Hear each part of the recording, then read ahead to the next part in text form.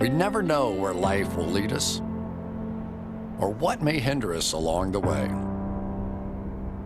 But while every day can feel like one big question mark, it doesn't have to. With the right insights, strategies, and solutions from Western and Southern Financial Group, together we can look ahead to leave the unknown behind. What's Pro Football Focus doing? Last week they had Brady. This week they got Brady. We're literally doing it differently from everybody else. As a matter of fact, moving forward from this point on, I will not make reference to PFF. Ready to get into it? Yeah. All right. We're going team by team. I would be very careful about slinging stones. Am I going to get sued? We go legal on this? I like football season, all the things that go with it.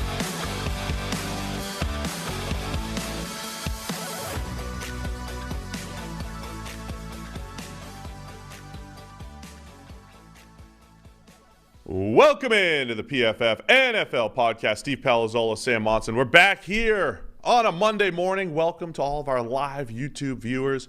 And today's the day, Sam. It's not, I don't love the title because not everybody's attracted to a title that says betting or betting show. Not everybody clicks on that because not everybody's interested. But this is not just a betting show. This is us against the listeners. This is us answering the call from the listeners because they've challenged us. They have challenged us to several bets for the season. Repeatedly, yeah. And we're going to accept or decline them here today on the show. Yeah, we're going to run through them all. We are going to accept or decline. Frank, look, a lot of people have The added... ones that made the cut, that is. Yeah. Well, we were relying on Stone to curate these into a giant spreadsheet. We will, at some point, open up the spreadsheet for everyone to see so you can keep track of this during the season, the ones that we accept anyway. There are a lot of people that have added, various sort of terms to these bets. There's way too many. So what we're going to do is arbitrarily create the terms ourselves during this show, right? Because there's way too many of these things to go individually, negotiating, et cetera, et cetera. So if we lose the bet, we will give out probably a free PFF Plus subscription, our new subscription. Everything. You get everything in the one subscription. There's no longer a college option, an NFL option. There's no longer the Edge, the elite level. There's just PFF Plus. That is the subscription. Your only choice is whether you go year-long for a cheaper rate or monthly. We will give away a year's worth of PFF Plus. We might also give away, various crap we have sitting around the office. So there's some books over there, brand new, haven't been touched. Might give those away. Various crap? I mean, I'm not saying the books are crap. I'm saying there's various other bits of crap we might, Yeah.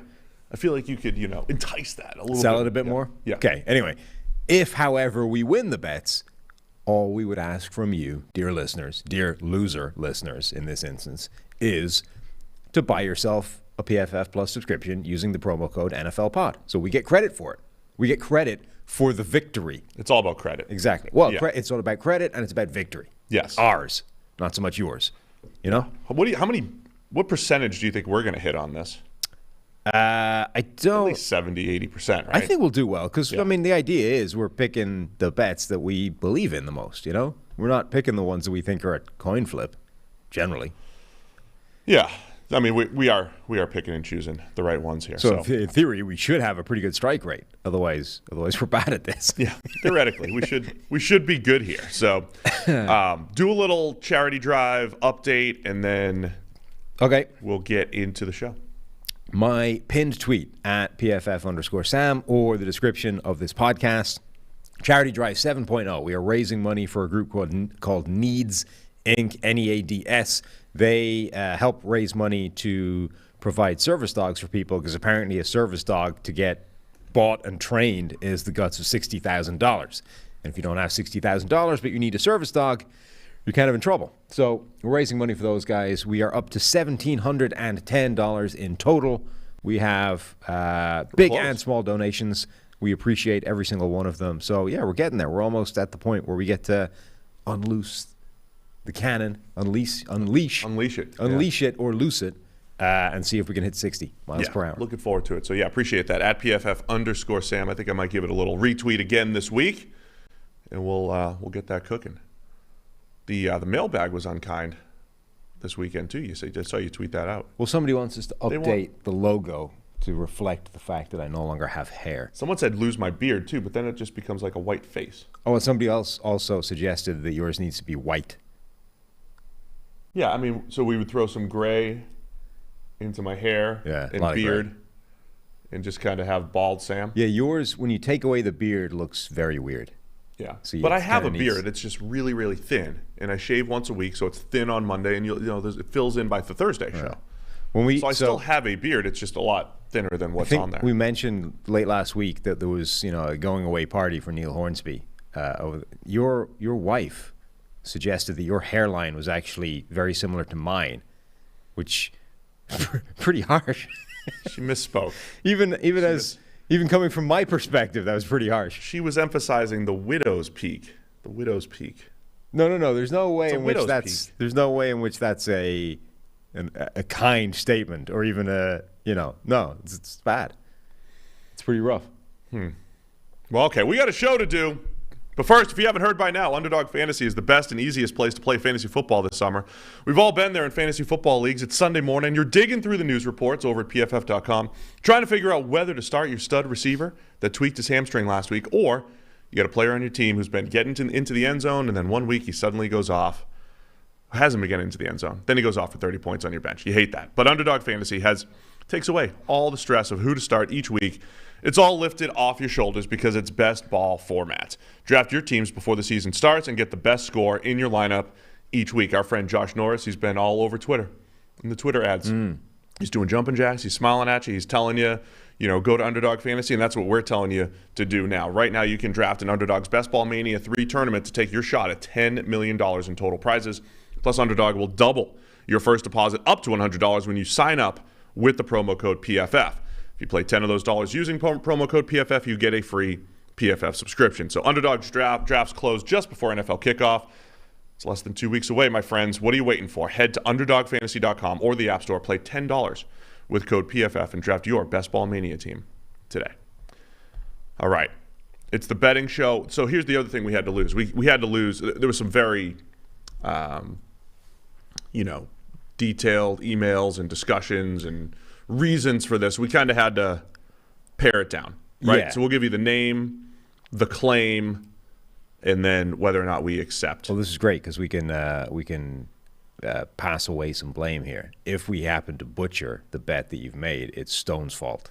Yes, because he's translated it from your long email into this little cell in a Google document. It's Stone's fault. We have 54 in here.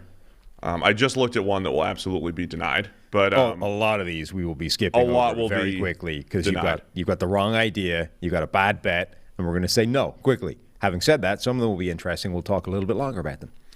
All right, you ready to go? Yep, let's go. Number 1 on the list, James Dengate. Jalen Hurts will have the highest PFF grade of any qualifying NFC East quarterback in 2022. Denied. Denied? Yeah. Because you think this is possible? Yeah. Now, what did we get recently? We got one on Dak being the lowest. He's going to be the lowest.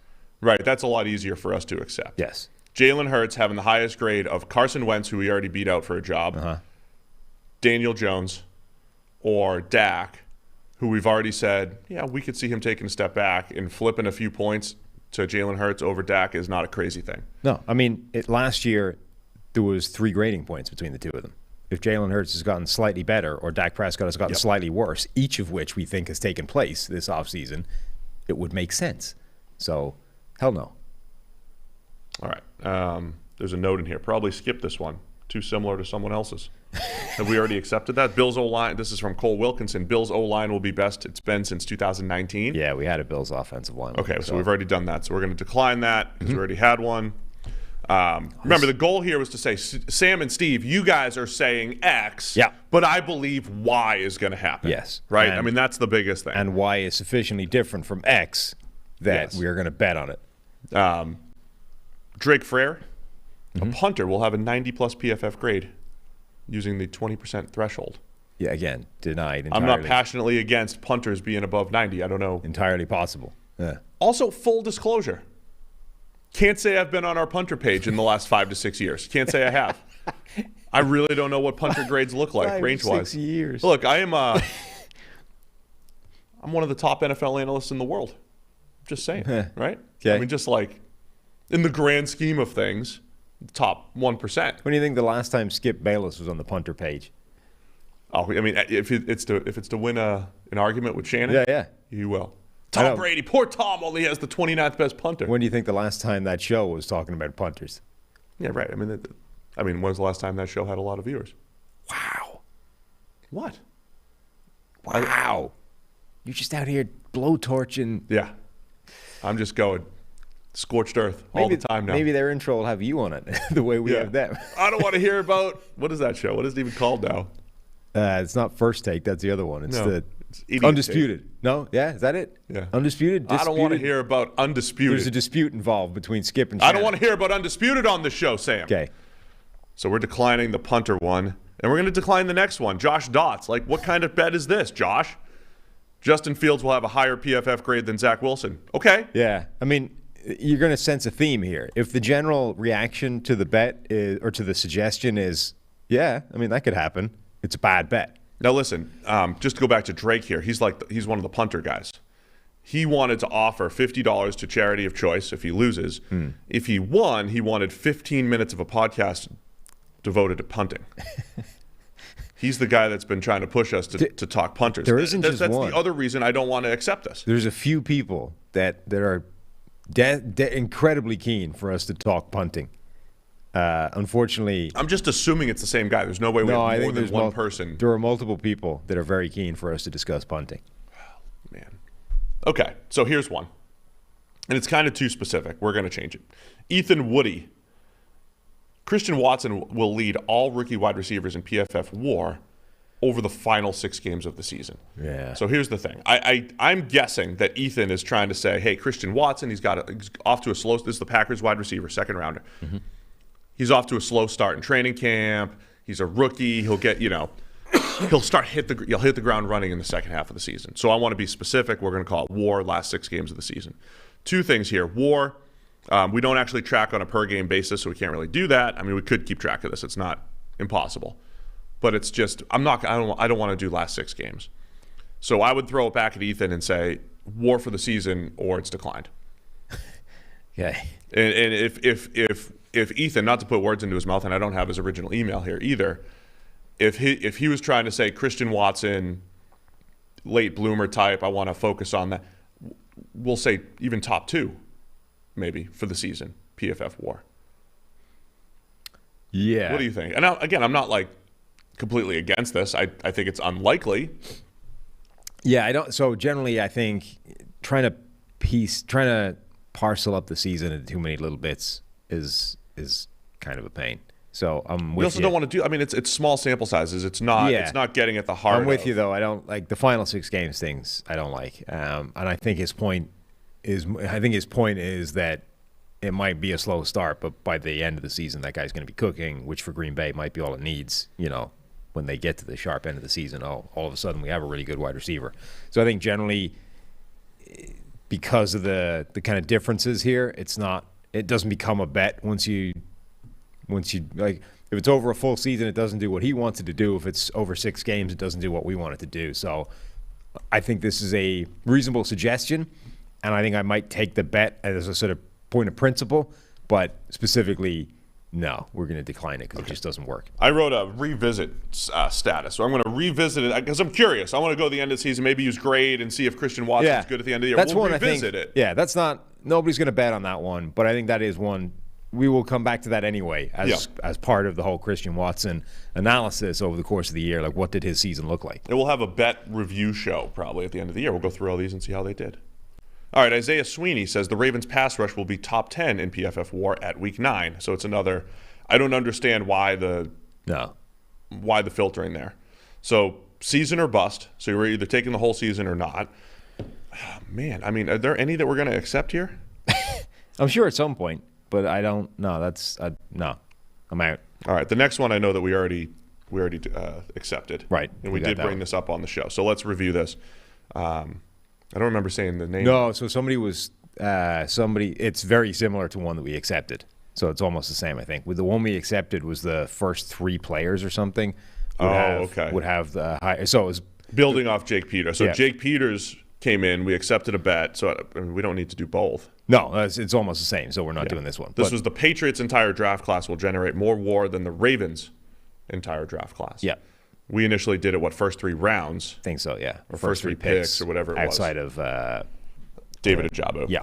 Yeah. Okay. I like the way you pointedly didn't read out this guy's name. Darpan Mehdi? Yeah. Madai? Maybe. Who knows? I mean, he wouldn't accept his bet, so. No, that's true. We don't even need to. This one's getting into the weeds here. Peter Kratzel.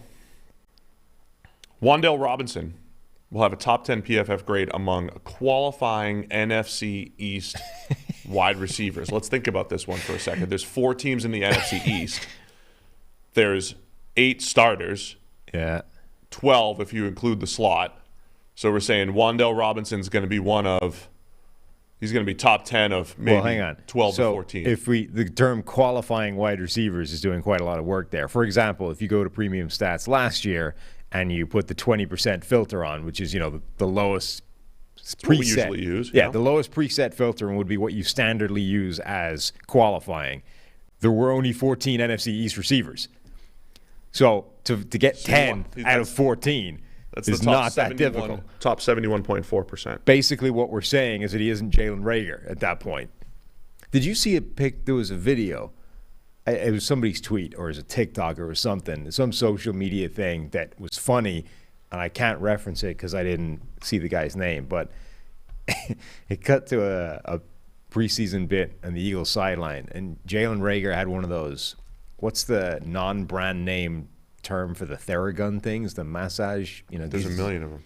Okay, well, is there like a standard non-brand name? You know what I mean? I don't know. Okay, he had one of those Theragun things, like the massaging, vibrating gun thing, which he was holding to his head. This guy's like, Eagles sideline. It was like a Minshew out there doing whatever, but then just Reagor out here taking a Theragun to his face. You're like, yeah, it's just not working out the way we thought it would with Jalen Reagor, Whether it's the drops, whether it's the Theragun to the face. I mean, it's not a good look, Generally speaking, you have the Theragun it's not supposed to be on bone. It's usually to a large muscle area, you don't have soft tissue in your head. Look, I'm sure there was a reason for it, and maybe it was a good one. It just doesn't look good. That's all I'm saying. Yeah. Poor Jalen Reagor. It could have been Justin Jefferson. He's not. All right. He's very not. We have a mega bet here. Mega bet. We can accept one of the 4, all or none. Wow. Andrew Besenius. A, Tennessee, the Titans, win the AFC South. Okay. B, Derrick Henry will have higher PFF WAR than Jonathan Taylor, JT. C, Burks will have a higher PFF WAR than any Colts wide receiver. And D, Burks will have a top 3 PFF grade among qualifying rookie wide receivers. I'm going to sneeze. Answer. Well, A. Good podcasting. Glad we got that. We're not taking A because that could easily happen. The Titans winning the AFC South. I understand. Defending champs, yes. Yeah, I understand it's a little bit, unpopular at this point, but entirely possible. B, Derrick Henry, again, it's Derrick Henry. Like 1 year removed from being the most valuable. I anticipate Derrick Henry to bounce back and have a very strong year. So that's eminently possible, if not probable. Burks will have a higher PFF WAR than any Colts wide receiver. Now, I think that means then all of them, right? Then he would rank first. Yeah. Colts, right? Yes. Not that any. Right. Correct. That would be the closest one I would take. I could see either of the last two. I'm not like anti-Treylon Burks. But that's the thing. Yeah, it's like I think Treylon Burks might have the largest range of outcomes of any of these rookies. Part of the thing is, so his preseason looks bad because he had almost no production. But in each of the first 2 games, he was wide the hell open, deep behind the defense. But Malik Willis was his quarterback, and Malik Willis was doing whatever he does in the pocket, which is not look at Treylon Burks deep down the field when he's wide open. So the ball was never in the air for him to be given the opportunity. And like if he gets a chance with the first team offense during the season, it's Ryan Tannehill, it's within the structure, it's an entirely different scenario. So I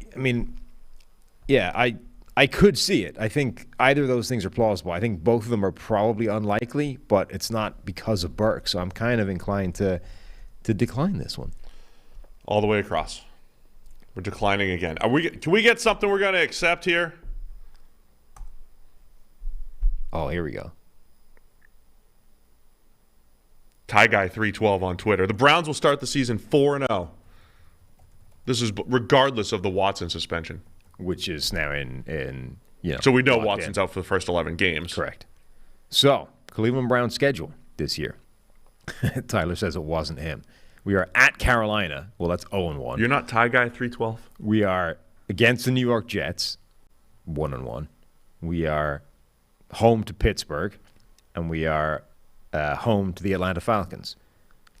Wow, that's a pretty easy schedule. It is. This was why I was saying when it was 6 games, I mean, they could get out of this reasonably well with Jacoby Brissett at quarterback, because the next 2 are, okay, the Chargers, but it's at home, and the Patriots at home. Like, they're the first 6 games are actually quite winnable for Cleveland. Now, when you extend it to 11, all of a sudden you got to play at Baltimore, you got to play the Bengals, you got to play at Miami, you got to play at Buffalo. That gets a lot trickier. That's why I said I don't think this had anything to do with the length of the suspension, but 11 games is actually right in the most awkward spot in terms of determining what they want to do, because it's probably too short to decide that. If it was a full season, I think they would trade for Garoppolo. Right. But it's not. It's 11 games. If it's 6 games, I think they'd be comfortable going with Brissett and thinking we're actually fine. No, 11 is definitely that middle ground. 11 is like right in the middle where it's like, okay, Brissett is probably losing 3 or 4 of those games beyond 6, but he might do quite well for the first 6, and the games that he loses might put. Anyway, it's just a bit of a nightmare. But the first 4, Panthers, Jets, Steelers, Falcons, of which only the Week 1 game against the Panthers is on the road. No, sorry, the Falcons game is on the road as well. So away to Carolina, at home against the Jets and the Steelers, and then away to Atlanta. First 4 games. I mean, I would. Again, it doesn't necessarily fit what we're trying to do here as far as I'm passionately against the Browns being good early in the season. Yeah. It doesn't fit that. It doesn't. Having said but that. It fits in the schedules. Easy. Yeah. I would take the bet, though. But I would take the odds. Like, these are. I would take this bet for 2 reasons. 1, we have now declined 9 straight. It's a good reason. 2, Baker Mayfield is going to eviscerate the Browns in Week 1. Is there anything? Oh yeah, I'm not even. Sorry, for a second there, I forgot about the Panthers through that lens. Is there anything more set in stone than Baker Mayfield having a game? Yeah. Let's take this. This is like the overs hitting in the first half. Now, and to be clear, so we're going to win this in Week 1. To be clear, it might be Baker Mayfield's only good game of the season, but he will cook in that one game against Cleveland for the first week. All right, Ty Guy's buying a subscription probably right after Week 1 here. Then. Let's go. Okay, so we accept this bet from Ty Guy 312 on Twitter that the Browns will start the season 4-0. We're going to say, no, he won't. I like the odds there. Yeah. Andreas from Hawaii says Patrick Surtain is a top 3 cornerback in 2022 based off PFF grade. Okay, I like to see the terms just to see what we're up against. If he loses, he'll send Hawaiian tea from his company. Hawaiian tea? Well Hawaii. Well, we're going to decline the bet, but you at least got your company, Well Hawaii, on the show. Hawaii's not known for its tea, is it? They're known for coffee, Kona coffee. Yeah. I would want coffee. I'm not a tea drinker, first off. I'm a tea drinker, but tea is usually associated with, India and China and stuff. Crumpets. And crumpets. Crumpets. I don't associate it with Hawaii. But is that just me being ignorant? Is there a giant tea industry in Hawaii and the islands? Ask Andreas. I am. And we're not going to. Yeah, let's see what Andreas says. But I decline for multiple reasons. Just the fickle nature of cornerback play. The fact that Patrick Surtain was a good, solid rookie. Yeah. And I like him as a player, and he's good. And last year you saw A.J. Terrell take a big year 2 leap, and it's in the cards potentially for Patrick Surtain as well. Yeah, he's had a lot of hype this offseason as well. He's apparently been playing very well in training camp. Again, it falls under the category of entirely possible, therefore not something we're betting on. Trevor Steunenberg. Good name. Seahawks starting quarterback. Now, this came before we knew that Geno Smith was the starter, but Correct. He said it doesn't matter. Geno or Locke will be in the top 25% of qualifying quarterbacks in PFF grade. Ooh. So let's just say here. So we'll use the 20% dropbacks. The 20% qualifier usually gives you 38 to 40 quarterbacks. 39 quarterbacks last year. So we're talking. He's saying the Seahawks quarterback. I mean, I'm sprinting to the podium here. That Geno or Locke. So Geno in this case is going to be a top 10 quarterback. Will be a top 10 quarterback in the NFL. I accept. I accept that will not be the case. You? Yeah. I mean, that's an easy one. What did he end up with? What was his grade last year? Because he actually played quite well in limited snaps. 70 in 6 games. Yeah. So even if he played the exact same way for the entire season, he would be like 5 spots outside of that. Further. Yeah. Hell yeah. Absolutely. Not a chance. Yeah, so we accept. We do not believe Geno Smith will be a top 10 NFL quarterback. And that's no knock on Geno. We just think. It's a knock on Geno. But there's like a lot of guys we think are better than him. Yeah. I mean, it's a knock on him, but it's a fair one. It's not like it's not bullying. We're just saying Geno is not that good relative to other good quarterbacks. And by the way, this is the Daily today. We were talking about preseason standouts, and Geno Smith has played really well in preseason. I think there is a chance that Geno Smith gives the Seahawks competent quarterback play. But competent is quite a way away from, league the top 10. There's quite a big gap to bridge there for old Geno. So Geno Smith actually, I think, is going to end the preseason as the highest graded quarterback in the NFL. He had 5 big-time throws this preseason, 0 turnover-worthy plays. Now, that all spat out to 6.6 yards per attempt, so it's not all sweetness and light. 3 out of his 5 big-time throws fell incomplete. Yeah. Dropped passes in there they had 7 drops, which also might lead the league. No, 9 did, but 7 drops is second. In a small sample, off the top of my head, if those 3 big-time throws are caught, his yards per attempt probably jumps up to 8. I mean, his drop rate, 8.5. His drop rate is 23.3% this preseason, which is an astronomical figure. Yeah, so good work by Geno this preseason. Impressed. Yes. But I would accept this bet. Yeah, let's do it. Gentlemen, all men strive for gold in their life, right? Gold medals, gold watches, gold everything. However, there's a certain type of man who goes the extra mile. He walks with the confidence of an eagle and giggles in the face of danger. He's a big, hairless winning machine, and when he unzips his pants, he sees platinum.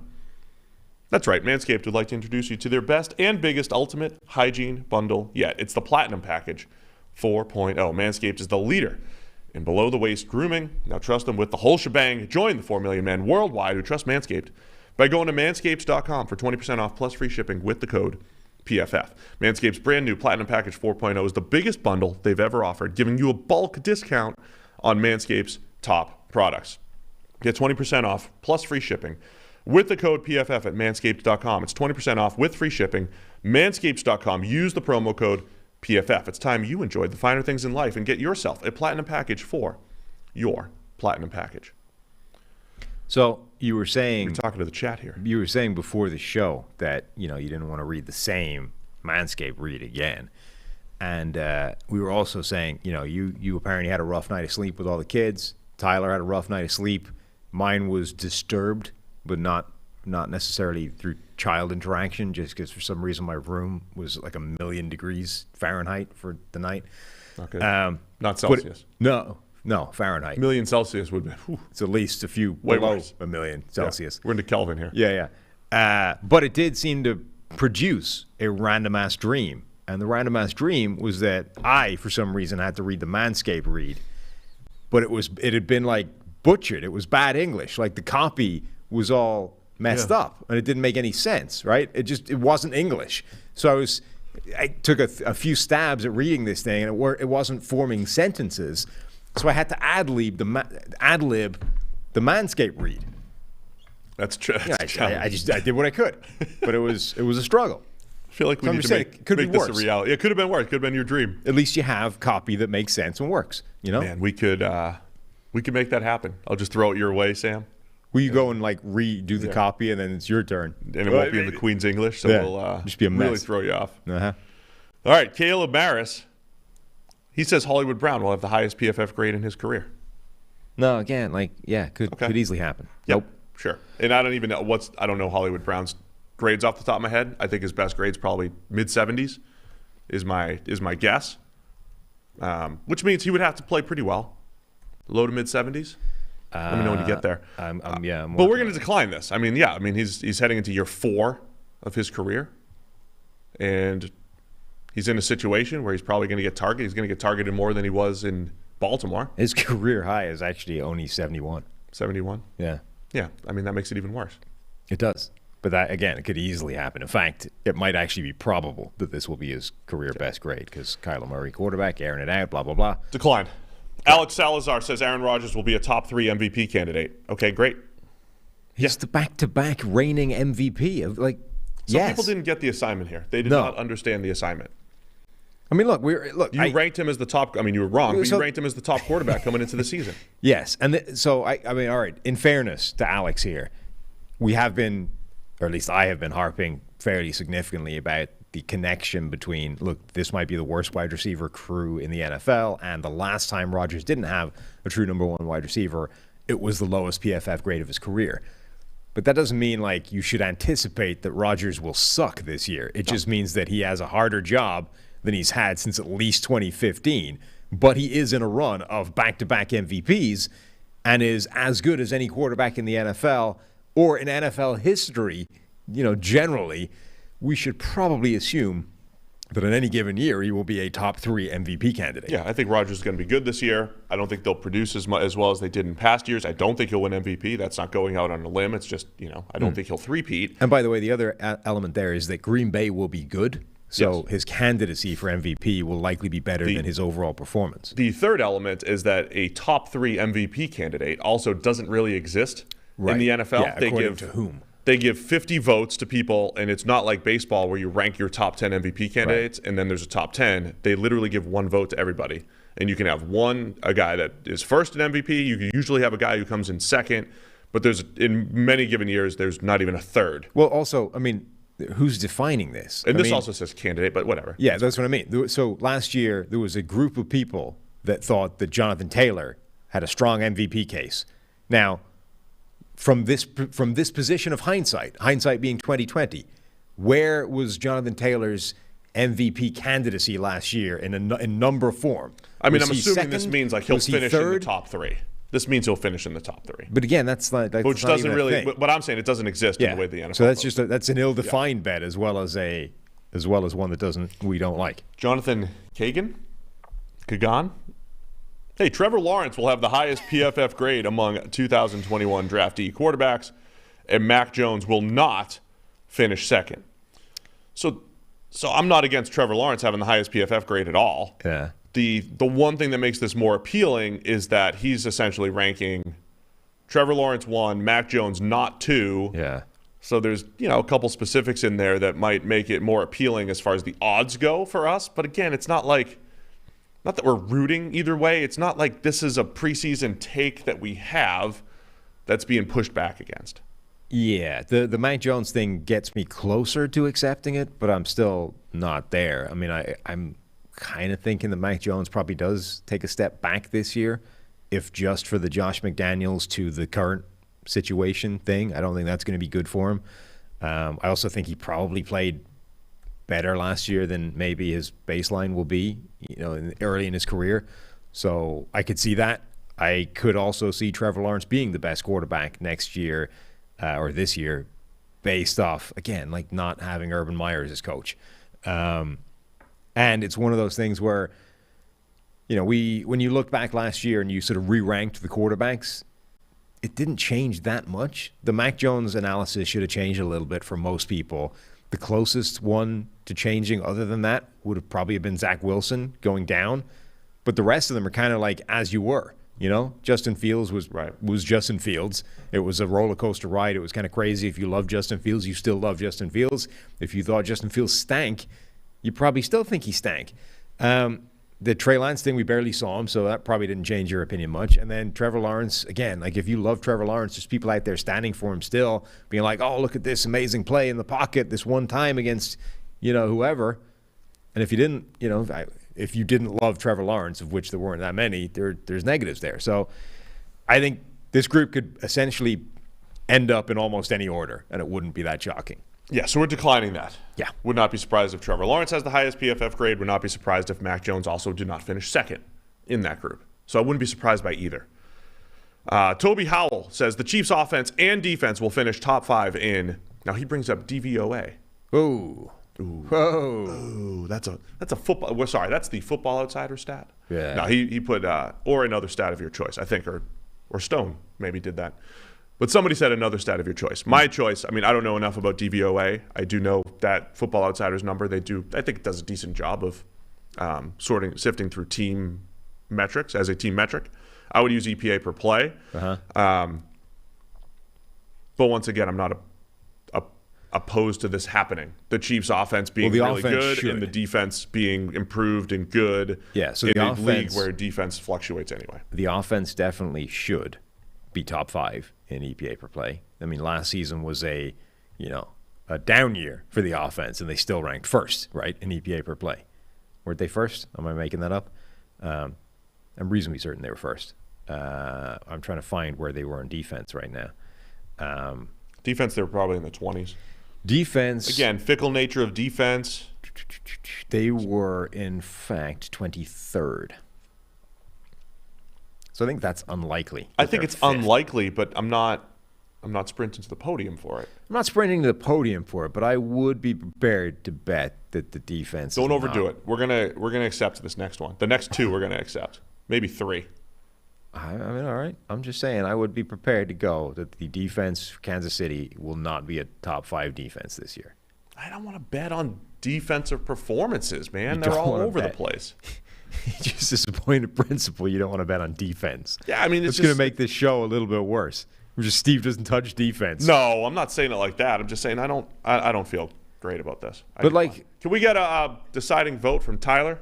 Where do you think this top 5 play is going to come from? We need Tyler to talk more like Quinn. Chime in more like They Quinn. have a good setup. Oh, but so he's going to be on the show, I think, on Thursday. Renner, Michael, Michael. He's got himself a new podcast. He does. Austin Gale was on the first show, so if you're a Tailgate listener, you'll like it. But it's also very confusing. They have this nice little setup where Quinn's on camera in the booth over there. He gets to chime in. It's good. Yeah. So, yeah, we're going to talk all about that on Thursday with Renner. All right.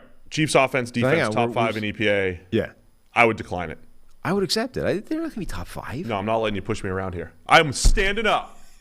The viewer said, stand up to Sam, and here I am. We're not. The viewers. Greg Rosenthal told you that. Yeah. He knows how to stand up to people. Yeah.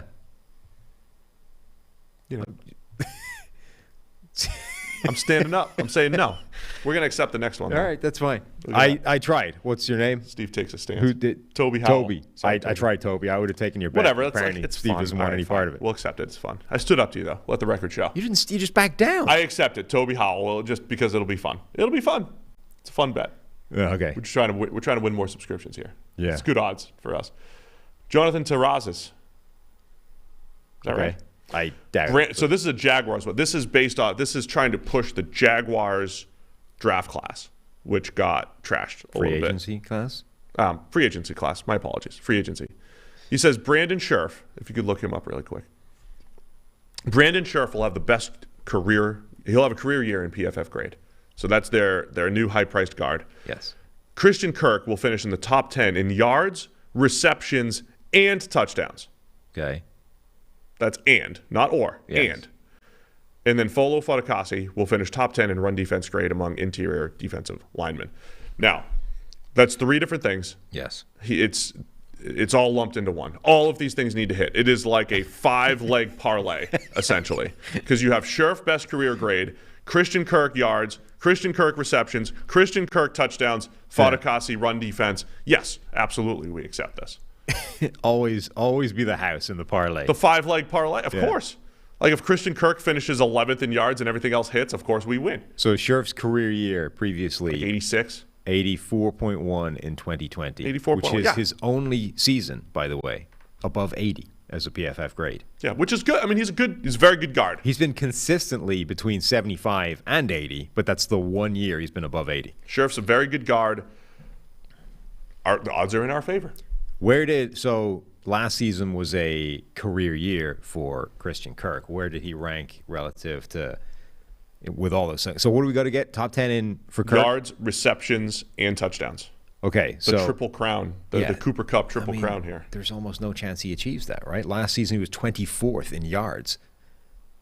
Yeah. And he had 5 touchdowns. Like, no chance. Christian Kirk on its own breaks this. Forget the other two. Where is he in catches? He's not even on the first. Is he on the first page? Oh, yeah, there he is. 21st. So 21st, 23rd, and whatever 5 touchdowns gets you, which is not very high. 30th. Yeah, not a chance.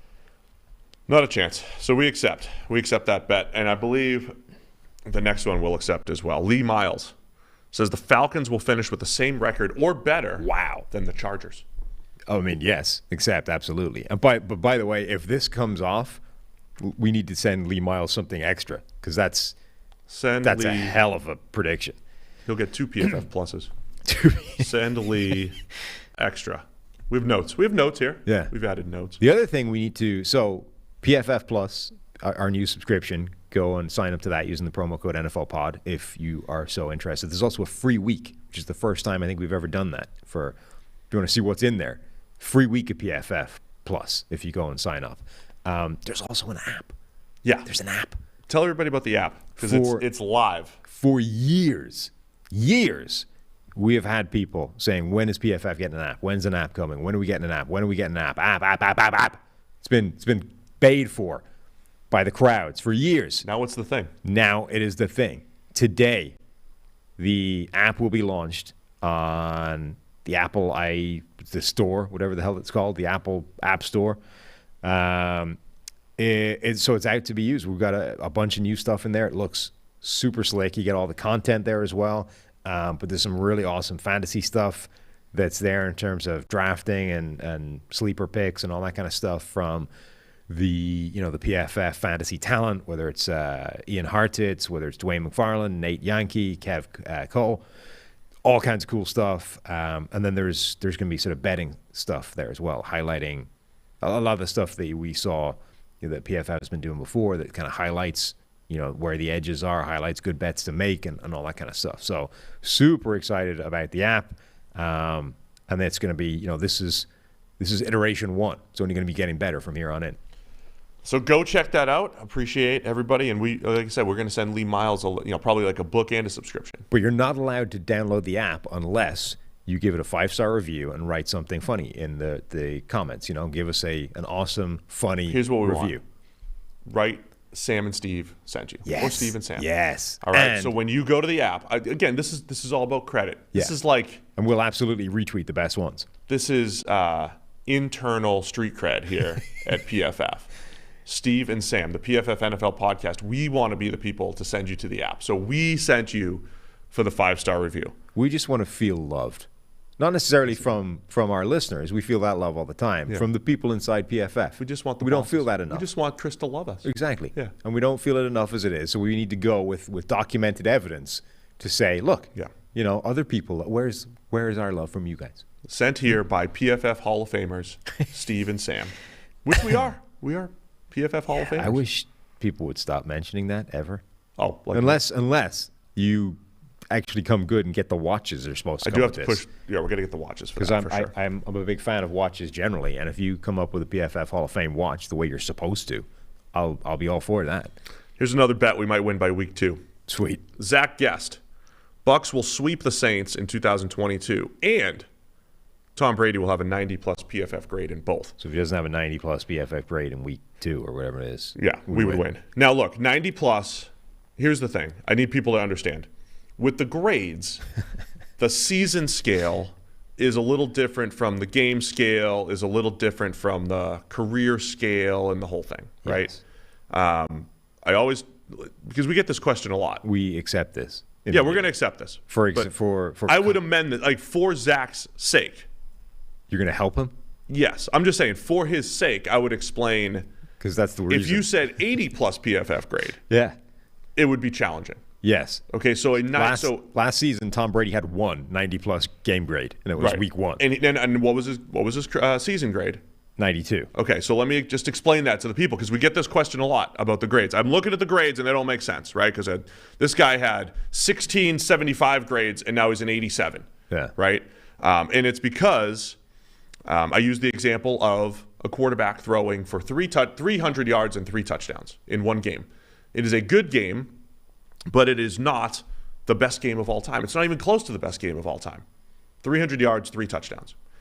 But if you do it 16 times, and now 17 times, you're 1984 Dan Marino, right? So if you put together 16 good games, not the best games of all time, you'll have one of the best seasons of all time. That's kind of how the grades work. It's not like QBR. It's not like passer rating. It's not a rate where if you have a 90 16 times, you're going to be a 90 at the end. Okay, so having a 90 game grade is putting you on this wide spectrum of games historically where, a 90 is one of the best games of all time. But having, say, an 80 grade for 16 games would make you the best player of all time. So just so you understand the scales. Yeah. So 90 is a challenging game grade, okay, which is why we accept. Yes. We could even move this to like 85. That's what I'm saying. So, okay, if it was a 90, I would accept and not even think about it. Like immediate yes, auto yes, absolutely. I think you could afford to move it to 80 and still be good. All right. Do you know what his grades were against the Saints last year in 2 games? Yeah, he had like a 60. 63.3 the first time they played. Yeah. 53.1 the second time they played. If we rewind, he's not been good against the Saints. Rewind to 2020. Saints have the Bucs number, except in the playoff game. Get grades in 2020: 74.7, so still comes up short, and 57.8. So he hasn't been close. The 2 home games have been trash. So I say we move it to 80, and we still say yes. Okay, amended to 80 grade. We do not believe the Bucs will sweep the Saints, and Brady will have an 80 plus PFF grade in both. Yeah, but I think I think it's important to distinguish the game grades from the season grades and why. Yeah, Ben's they're not exactly curved. It's because we're not saying what is the rate of play. We're saying how well did this guy play, right? So you're judging. I mean, the idea 700 snaps versus say 40 snaps. And in any given 40 snaps, historically, like there are games where guys threw 500 yards and 5 touchdowns, just for perspective, right? Just for using stats as a perspective. 500 yards and 4 touchdowns, like those games have existed in history, right? But doing that 16 times clearly doesn't exist in history. The idea is the length of time at which you are playing at a certain level changes how good that level is. Correct. It's a level of play, not a rate. It's relatively easy to play very well for a single game. For example, Billy Volek played extremely well for 2 games, and then Billy Volek stopped playing well for the rest of his life. If you, however, played at that level for a longer period of time, the grade would start to get exponentially higher in terms of like, this is the greatest thing humanity has ever seen. You know what I mean? If Billy Volek, who has one of the greatest 2-game stretches of play in NFL history, did that for 8 games, it would be one of the most absurd runs of play at any position that the game has ever seen. You know? Yeah. And that's just the way those grades work. So that was important. It's important to get all that in there. That's why we're doing this, because we're not just taking bets. We're educating. That's what we're looking for. Stephen Moore says Colts will win the AFC South and finish with a top 5 record in the NFL. I mean, I think they might win. I mean, they've been my team for the AFC South, so I think they will win the AFC South. Top 5 record in the NFL. I mean, that's so we're looking at they probably have to win at least 12 games for that to happen. At least 12. Yeah. Going 12-5 in the AFC South. Like it's not a crazy. It's like thing. a 1-game difference from your expectation for them, Yeah. Like last year they were 11-5, which tied them for 7th. Maybe they'd have to win 13 games, right? But last year there was 3 teams. There was Kansas City, Green Bay, and Buffalo who went 14-13, and then there was a 3-way tie for the 4th team with 12. But they probably need to get into the 3-way tie for 4th as opposed to top 5. You know what I mean? Yeah. Like the top 5 will actually be 6 or 7 teams. Yeah, they'll all be tied in that spot. So I don't think that. I think that again, that's possible entirely. They just need to win like 1 extra game than you think they're going to win. We're declining this. I mean, again, we're not passionately against the Colts that we would take this. Correct. David Hochstetler. Carson Wentz's wide receiver 1, whoever that may be, will have more yards than the Eagles or Colts wide receiver 1s. So on paper, Carson Wentz's wide receiver 1 is your boy, Terry McLaurin. Yeah. And a long shot would be the rookie Jahan Dotson somehow leading the team in yards. But let's say it's Terry McLaurin going up against A.J. Brown of the Eagles, probably Michael Pittman of the Colts. I mean, it's basically the McLaurin versus A.J. Brown thing. I don't think so. I mean, Pittman had more yards than both last year. Yeah, but it's because A.J. Brown was hurt. That's part of the equation. And it's because Terry McLaurin had Taylor Heineke throwing him the ball. Okay. Yeah, I mean, this is a decline. Because of course this could happen. Correct. And even as much as we've talked about A.J. Brown as this impact player for the Eagles, it's not because I'm expecting him to go like 1,700 yards and 20 touchdowns. It's because I think it's going to make life easier for Devontae Smith, and there'll be some games where A.J. Brown goes off for like $160 and 2 touchdowns, which they didn't have last year. But not because A.J. Brown's going to be like a top 5 receiver as far as receiving yards goes. Kurt Felstad? FJ. Ooh. Felstad. Is that how you do it? Yeah, Derek Carr. That's a rough one. Derek Carr and Kirk Cousins' PFF grades combined will be higher than Patrick Mahomes and Aaron Rodgers combined. Huh. Okay. Was that true last year? Because Mahomes' grade was not great last year. Mahomes was probably an 80. Rodgers wasn't as good as the MVP would say. They were probably combined like a Ratting 169. Oh, I'm gonna have to. It was probably like 169 to like 161. You chill. I'm going to do some math here on the. I'm doing this off the top of my head. The top of your head is good. The top of my head is not good. So I'm going to do some little calculator maths here. So here's why this is really testing my wide receiver 1 theory. Not just from a production standpoint, but also how it affects the quarterback. I got to fix my back. How it affects the quarterback's grade. I do believe Derek Carr is going to be putting up MVP caliber numbers. I also believe his grade's going to take a jump, much like Matthew Stafford's grade took a jump last year. I don't know if the offensive line is going to let that happen, but I wouldn't be surprised. Kirk Cousins does have this knack for grading well in our system on basically low-value type of plays. He knows how to garbage time up the grade, even though we do weigh that down just a touch. Kirk Cousins knows how to do that. He knows how to grade well. Your ability to stretch is on point. It's good. Yeah, it's well done. So last year, for Rodgers and Mahomes, 169.5 PFF grade. For Cousins and Carr, 165.8. So you're talking about... Off the top of my head, I did say it was 169 for the two, right? I know you've got some sort of freakish ability to estimate and well, you know. it was 2 prongs though. I had to remember what their grades were, get it in the ballpark, and then add them together. Yeah. Anyway, it was a 3 or 4 grading point difference with a bad Mahomes year. So bad, quote unquote. You know what I mean? Mahomes rescued his grade largely in the postseason. I think that would have been a lot closer if you strip out the playoffs. If you take out the playoffs, Mahomes was better in the playoffs until that second half. Epic collapse against the Cincinnati Bengals the last time we saw Mahomes play real football. So, I mean, no, I don't want to accept this because I don't think it's that unlikely. I think it's one we need to revisit, though. It's kind of like the one earlier about Christian Watson. Right, I want to explore this again. And here's what I'll say. I don't want to necessarily accept it, but like I feel like we should send something to Kurt if he wins. It's a bold one. Yeah, it's also part of like this narrative thing, right? Derek Carr has Devontae Adams, who he stole from Aaron Rodgers.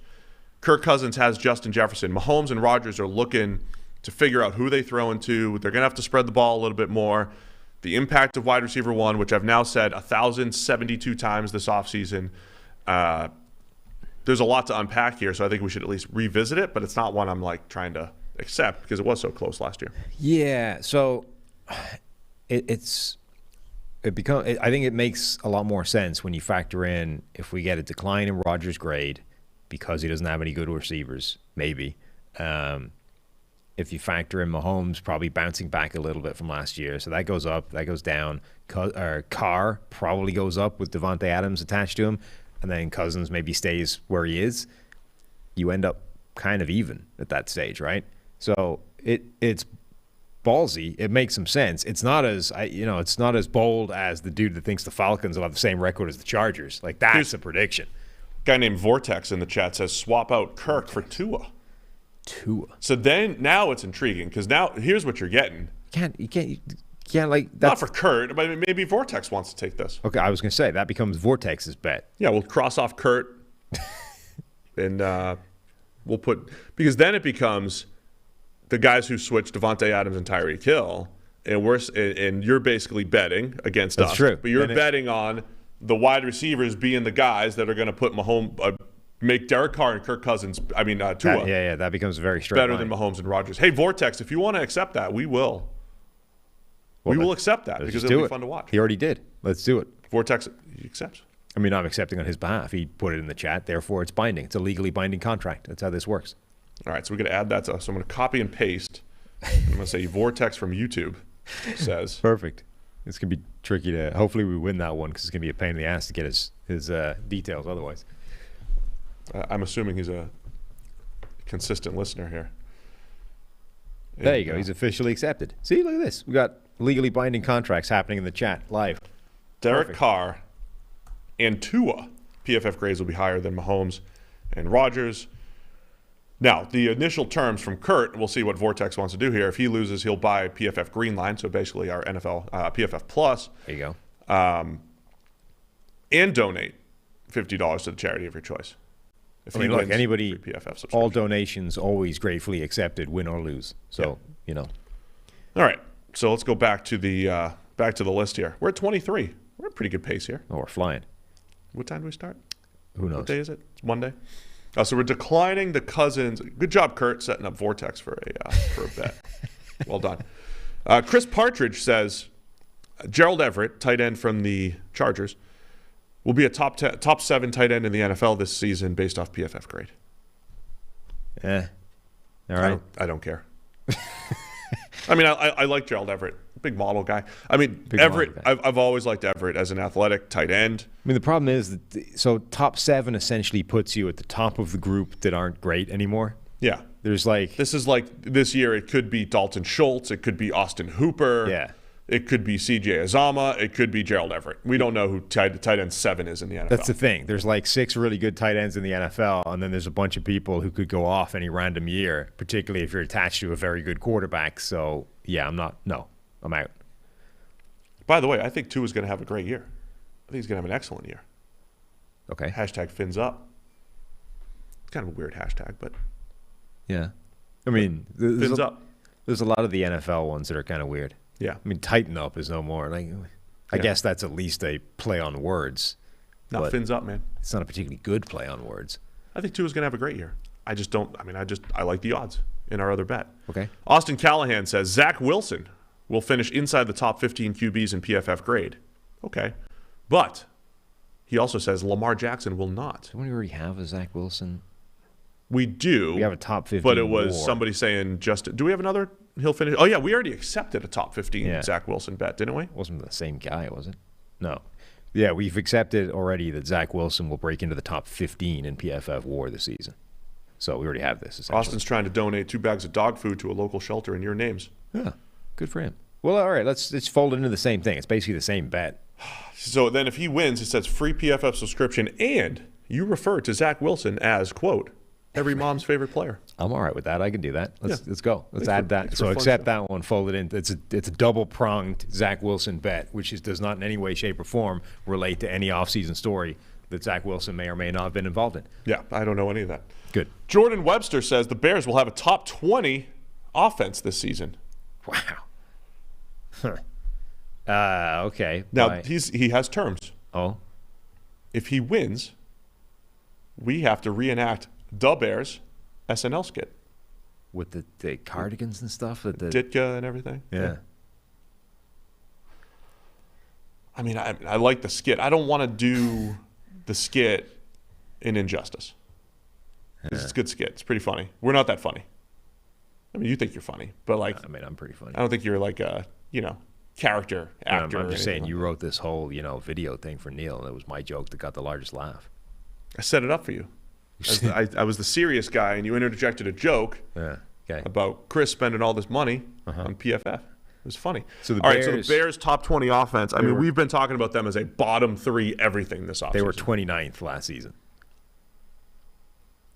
I want to accept this. I don't think I'm doing the skit, though. I think we just go.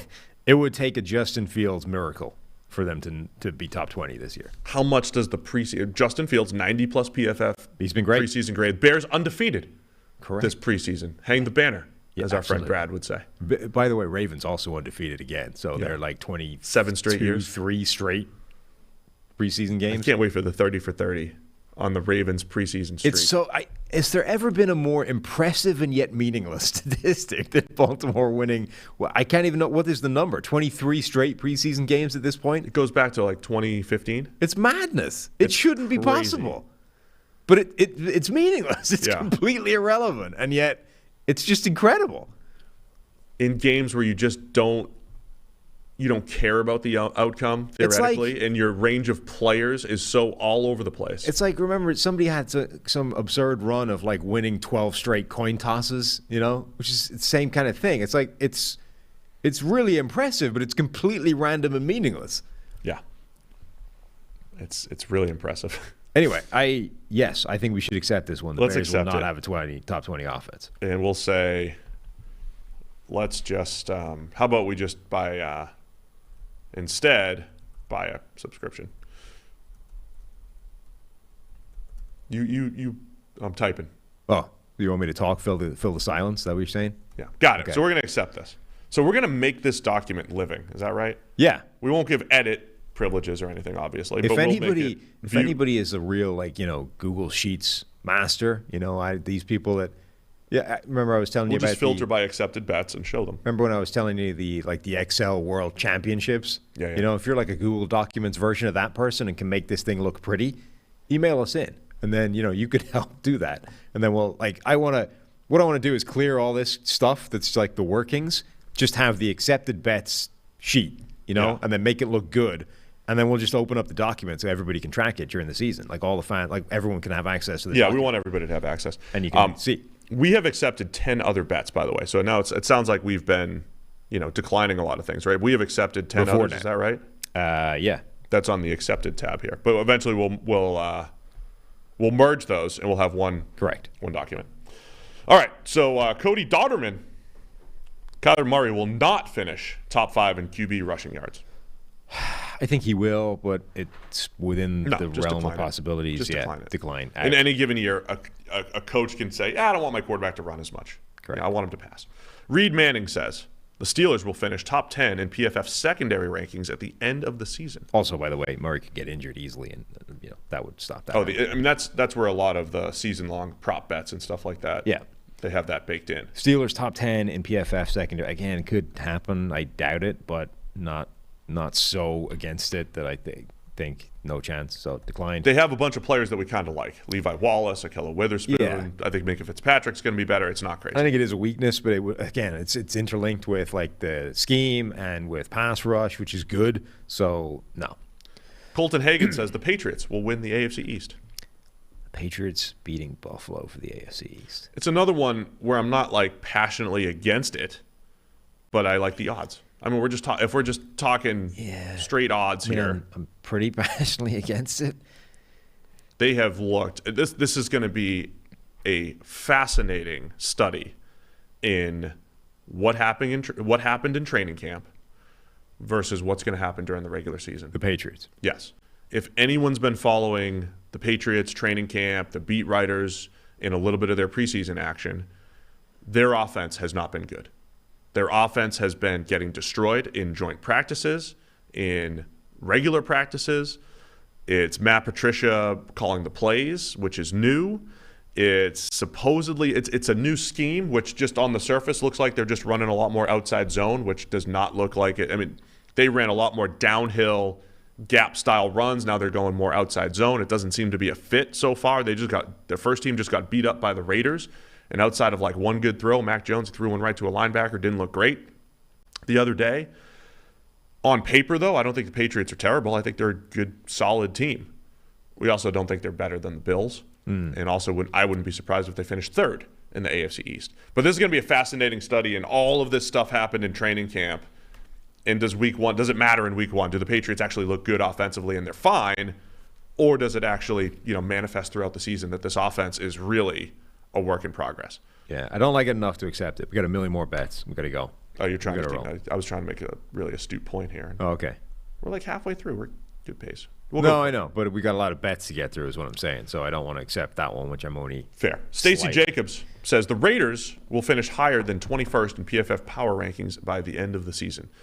He is okay. Stacey. Was that not expected? Stacey's pissed that PFF ranked them the the Raiders as the 21st best roster. So the idea is we went in and disrespected the Raiders. So this is the heart of this exercise here, Sam. The heart of this exercise is PFF did something to really rile you up.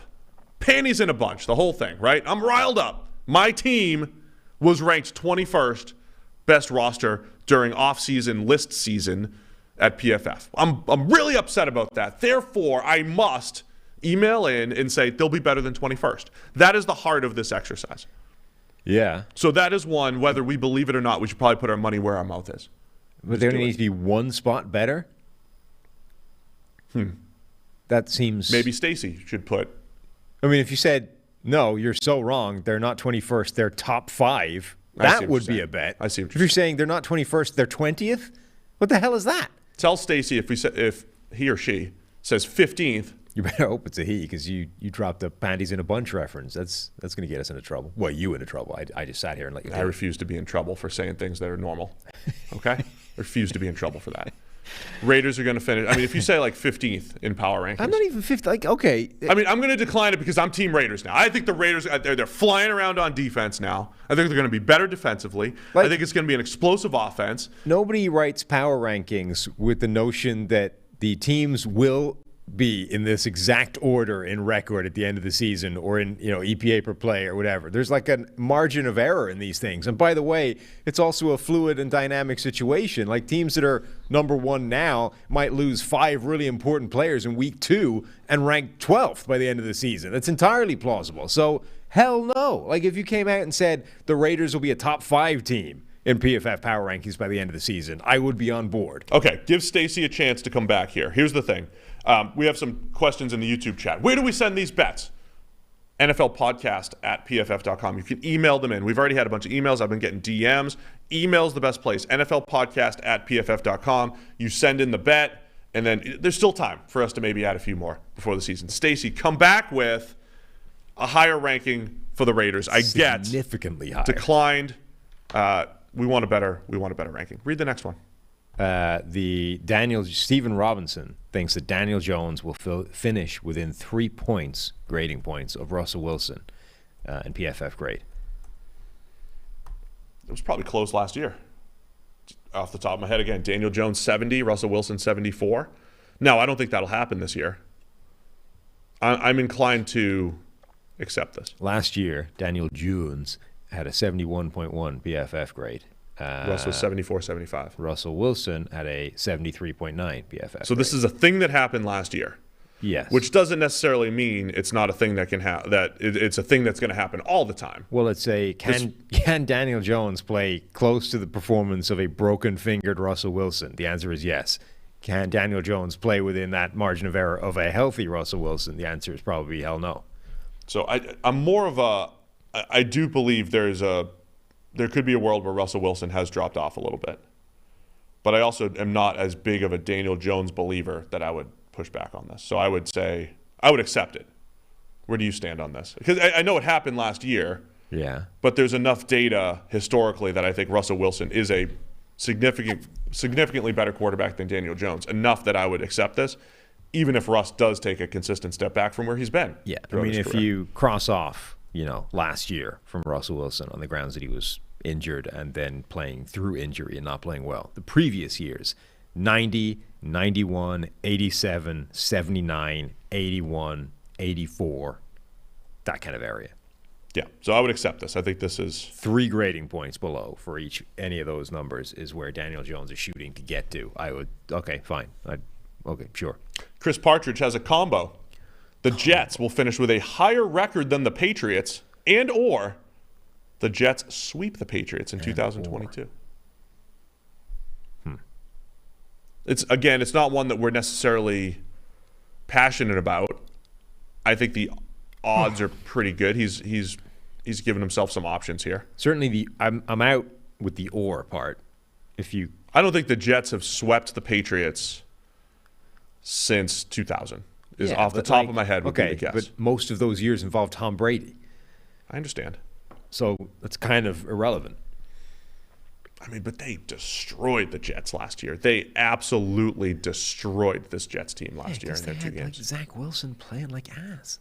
Yeah, but the defense, too. The Jets' defense. Sure. I got mean, look, trashed by this I'm not Patriots saying it's offense. likely because the Jets haven't been very good for a long time, and the Patriots have been good for a long time, by and large. I'm just saying that it's a 2-game sample size, and any given team can generally sweep any other team over 2 games. It's not, that's plausible. So if you're saying I'm not buying that could happen. It probably won't, but it could. If you combine that with the Jets having a higher record. He said and or. We could By go the way, with when and. did this happen pre or post Zach Wilson wrecking his knee? I don't know. We don't have timing there. Out. Let's just decline it. Yeah. Too many unknowns. Exactly. CJ Leach says the 49ers will have a top 3 defense in 2022. No. He said a we lot of can people pick the think it metrics. No? No. You're out on defense, like I said earlier. Just out on defense. We don't do defense here. We don't do defensive bets here because anything can happen defensively. There it is on the screen at PFF under NFL Pod on Twitter, but most importantly, NFL Podcast at PFF.com, where you want to email other bets. We probably have 1 million coming in right now, don't we? Oh yeah, several. Look at that. There's 0. We had one late last night though. What am I? Who's calling this guy's? Who's calling me cowardly here? What did I do? PFF. Max 21 is upset Yeah. in the chat here. All right, let's get back here. I'll take Saints. that award. What do we Barnett win? Warnock. What? Barnett? What? Warnock. Okay. Saints will have a top 7 offense and defense in 2022 in PFF grade. In PFF grade. I think they'll definitely be top 7 defense, and I would never bet against Jameis leading a top 7 offense in No, PFF you grade. I would never do absolutely that, so I would decline that. I You think the Saints are gonna be consistently, good. in fact, bet on Jameis leading right. a top 7, whatever. Year 11, Jameis. They Super were Bowl. 24th in offense last year without a quarterback, Yeah, essentially. with an injured quarterback. And second in defense. Jacob Lueck. Packers wide receivers will finish as a top 20 unit. We get to pick the metrics here.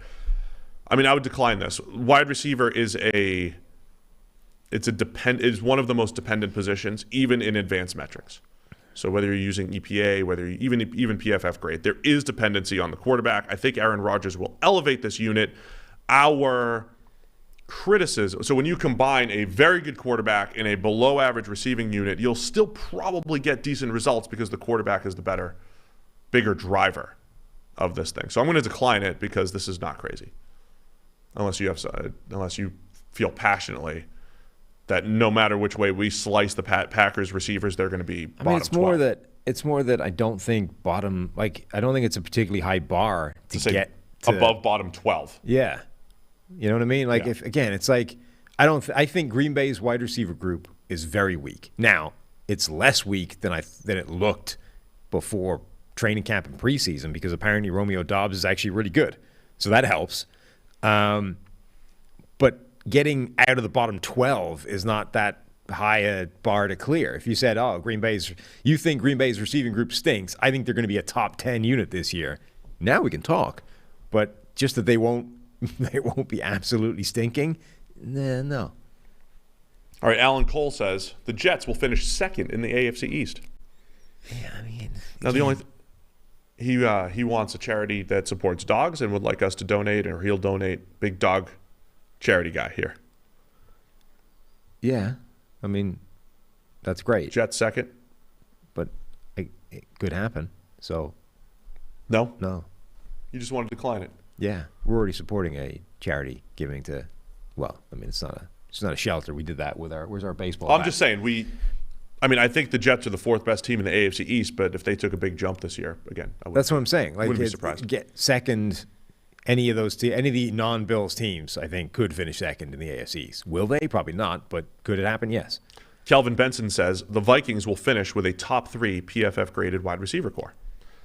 Decline. I mean, they've got the guy that we think is at least a top 3 receiver in Justin Jefferson, maybe the very best. Adam Thielen's good any given year. I mean, they're going to be good. They're going to be a good receiving core. Yeah. I'm not going to accept that. Uh-huh. We decline. Now this one's intriguing. Caleb Maris. Wasn't he already on this thing? Possibly. We already declined as Hollywood Brown will have the highest PFF grade in Okay, his well, let's career. see how we did. Well, This one's better. Yeah. From Caleb. Jordan Davis, the first round interior defensive lineman for the Eagles, will finish with a higher WAR, wins above replacement, than Aiden Hutchinson, the number 2 overall pick with the Detroit Lions. Okay.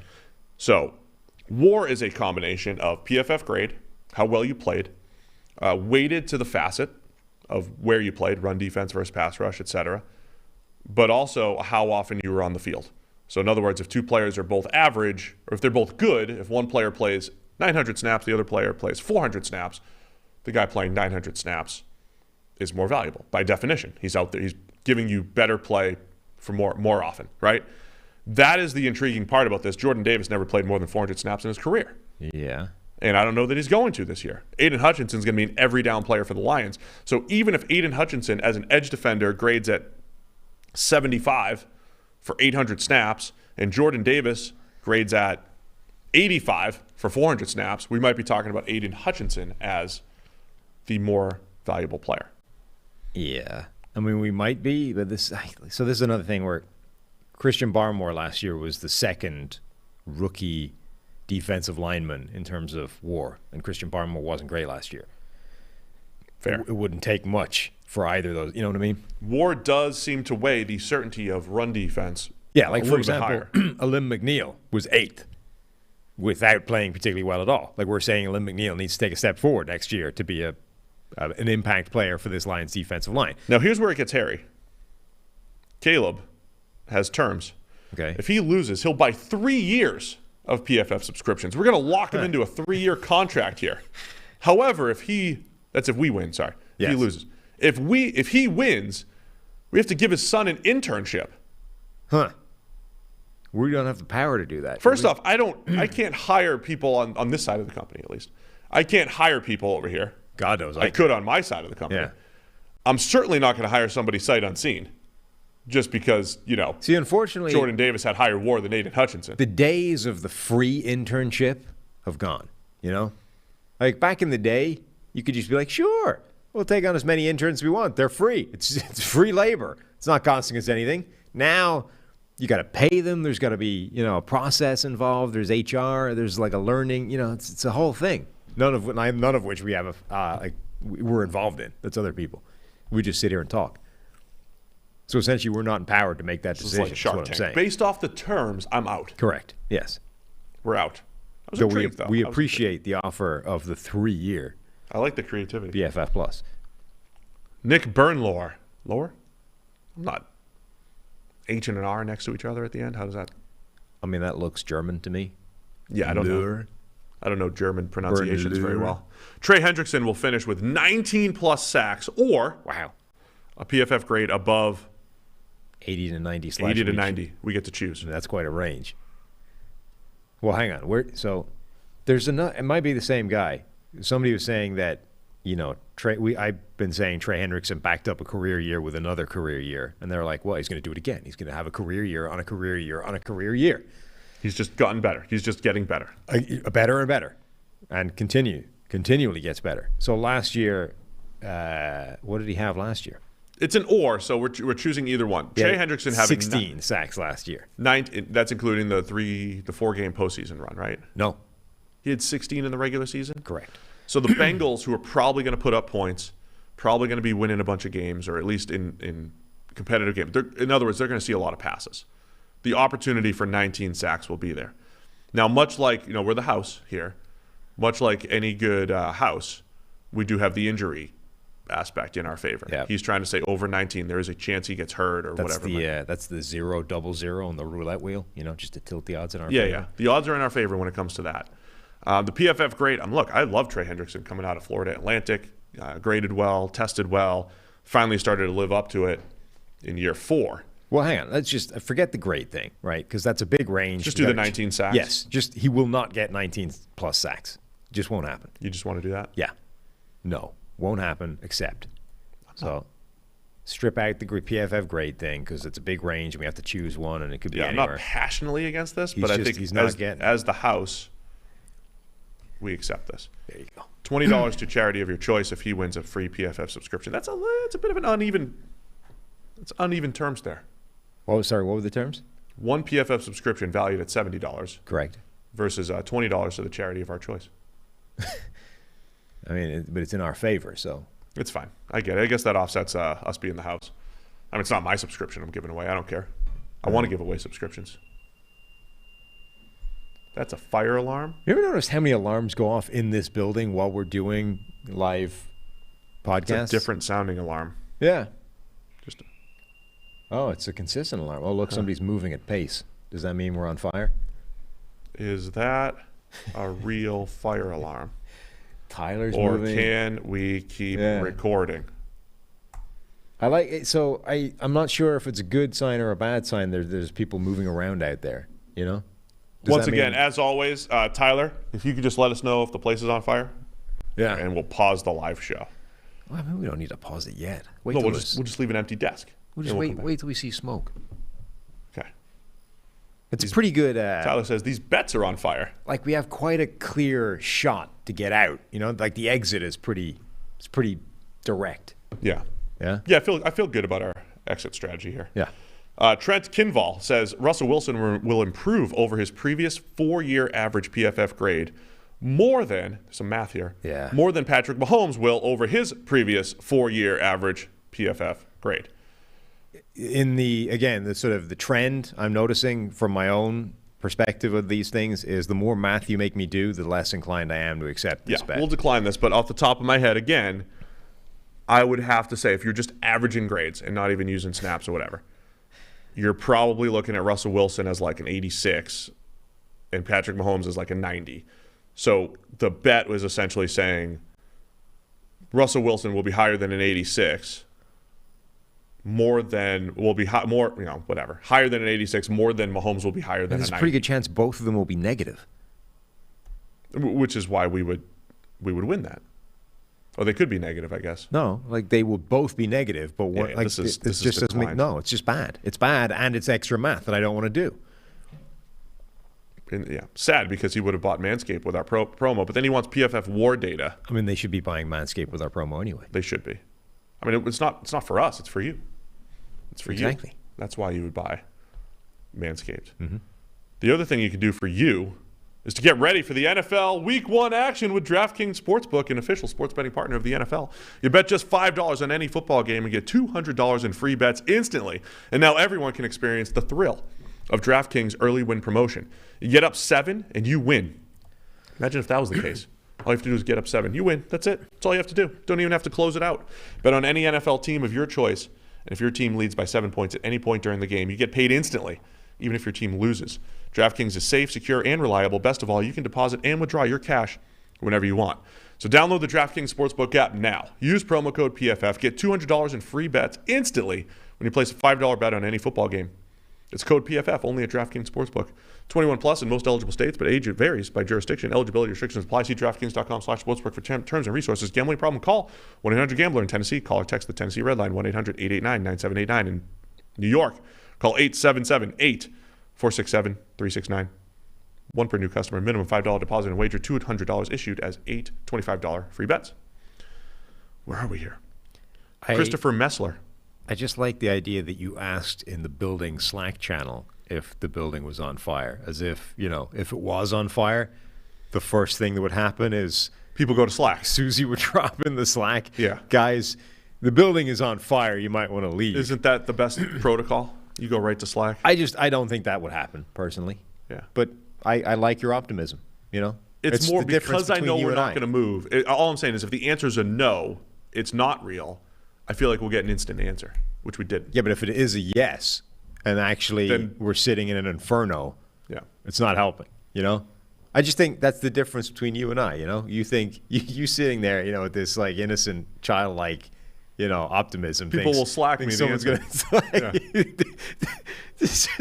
Flames, billowing I picture up. Diane upstairs picking up her laptop, running out like, wait, let me check Slack really quick. People like coughing to death in the smoke inhalation and just you waiting for the Slack message to get out, I don't know who I have to put a formal request into, but if we could not have the fire alarm go off Monday morning every single week, that would be outstanding. Or in fact, any alarm, Any fire, alarm. burglar, whatever. Like just no more alarms. That would be helpful. Yeah. Christopher Messler says the Steelers will finish top 12 in offensive DVOA, trademark Football Outsiders, and top 2 in offensive DVOA in the AFC North, they make the playoffs. They also make the playoffs. So it's 3 things. So top 12 in a stat that we don't track. top 2 in the division in offense. Stat track with the stat we don't track, and they make the playoffs. And make the playoffs. So obviously we would pivot that to EPA, not DVOA. Correct. Shout out to Aaron Schatz, the godfather of analytics. Thank you. I was going to say that. I mean, the guy. Well, you wouldn't have needed to. He would. He would tell you. Yeah. I got my the trust tree. So last season, the Pittsburgh Steelers with the ghost of Ben Roethlisberger still trying to throw up. I think they look good. I'm buying in the hype, man. Trubisky's chucking it around. Pickett's looking great. How could I bet against the Steelers being this good offensively? How could I? I'm looking at defense. I was wondering why they were so high. EPA per play on offense. 26th? The Pittsburgh Steelers. Oh, damn. 25th. Yeah, they're not finishing top 12. They've got a better quarterback situation with Mitch Trubisky and Kenny Pickett. You keep making that point, and I'm not 100% sure that's true. Fine, I'm not 100% sure it's wrong, but I'm not sure that's true. I'll accept this only because it is PFF policy to do anything that's anti-Steelers. Here's the thing. It's in the handbook. I don't think that any of those 3 things happen, and therefore all 3, it's a 3-leg parlay thing again. The 3 of them happening is not going to happen at all. No chance. The house wins. Okay. You're right. So top 2, so we're going to pivot this to EPA. Yep. They will not finish top 12 in EPA, top 2 in EPA, just in the AFC North, and make the playoffs. Correct. I agree. That's an and. Those are ands. Yes. Peter Freiberg says, if the Chargers earn the number 1 seed in the AFC, PFF renews my subscription at no cost to me. This isn't a bet. This is like a negotiation. This is a negotiation. Yes. If the Chargers are a wild card team or worse, I will renew at full price. If the Chargers win the AFC West but are not the number 1 seed, it's a push, and he'll probably renew on some deal reduced offer. Well, good news. It is a reduced offer. This was before we went to the one price point, $70. It's already PFF it's like a third of what that is almost. So we're going to decline this whole thing. Yeah. He's an elite subscriber. And look, we let elite subscribers do whatever they want. But we're not going to accept these terms, Peter. Appreciate you being an elite subscriber. You're going to get the same stuff for only $70 next year. Isn't that great? Yeah, absolutely. From 200 down to 70. Why? Tyler Fenslaw. People use my email address or a version of my email address, and it's starting to annoy me. There's some guy in Utah that's applying for like Amazon warehouse jobs using my email address, and I keep getting all of his messages. It's very irritating. Accept and moonlight. Now there's somebody who's Top Golf just emailed thanking me for my recent visit to Top Golf Fort Myers, which I haven't been to. Because some other asshole. Top Golf Jacksonville, right down the street. That's Texas, or is it Texas? Fort Myers is in Florida. No, Florida then. So again, some completely other random jackass using a different version of my email. Stop using my email. I don't run into that problem. No, you don't. I shouldn't run into that problem. I don't understand why it's not your email address. We just got word from Susie. There are no problems with the system. The security company is here now. Great. Great. Our podcast listeners were worried. Our podcast listeners were worried. No, I'm not going to say that. No. Look, old PFF, you could be snarky and fun. I mean, it was a no, and it still took 7 minutes to reply. You think about if it was a yes, how long it would have taken. I'll escalate that maybe our response time in Slack after a fire alarm should be a little bit quicker, just in case people take to Slack to find out if the fire alarm is real. Tyler Fenslaw says the Lions make the playoffs and Jared Goff finishes with the highest ever PFF grade. Now, that's the intriguing one. We're Team Lions over here at PFF.